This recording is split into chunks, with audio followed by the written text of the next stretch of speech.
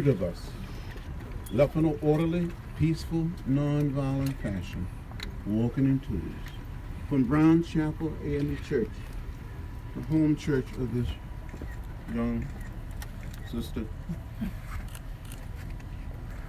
whose parents, mother is still an active member in the church. You're gonna meet her. Mary served as an usher in the church.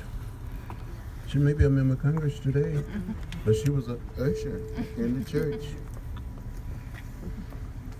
Susan would tell you That she was born. that she was born in the Good Samaritan Hospital. Good Samaritan Hospital, the same hospital that took 11 of us in, 17 of us, when we were beaten on this bridge on Bloody Sunday. When we were standing, getting ready to walk over, we saw a sea of blue. Alabama State Troopers. This young lady, come. Cheyenne. Cheyenne was 8 years old. She was 8 then. My babysitter. We were not saying a word, walking in an orderly, peaceful, non-violent fashion. Some of you heard me on our bus, but some of you not on the bus. We heard the head of the state trooper saying, "This is an unlawful march, but not be allowed to continue.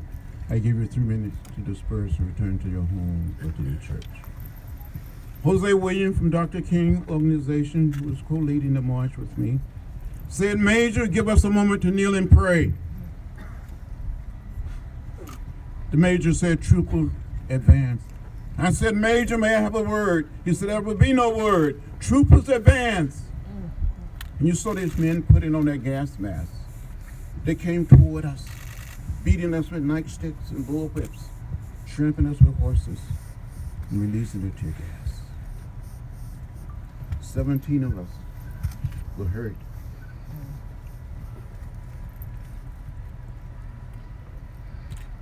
There were young people and people not so young, trying to help people out. There were young ladies and some not so young, rolling on the ground. I was hit. I thought I saw death. I thought I was going to die. And all this many years later, I don't understand how I made it back to that little church that we're going to visit a short time from now. But apparently a group of young men carried me back across the bridge, back to the church. And I remember being back at Good Samaritan, taken from the church to the Good Samaritan Hospital. But before going to the hospital, I remember standing up saying something to the crowd. There were more than 2,000 people on the outside trying to get in. And someone said, "John, said something." And I stood up and said, "I don't understand it. How President Johnson can send troops to Vietnam and cannot send troops to Selma, Alabama. But people just want to register to vote." Then I went to the hospital. 17 of us stayed. Early this Monday morning, Dr. Martin Luther King Jr. came by and he said, "Don't worry, John. Don't worry. We'll make it from Selma to Montgomery. And the voting rights are with you." And the rest is history. Hundreds and thousands of ministers, priests, rabbis, nuns, bishops came on that Tuesday and marched with Dr. King. It was turnaround Tuesday. Said a prayer and turned back.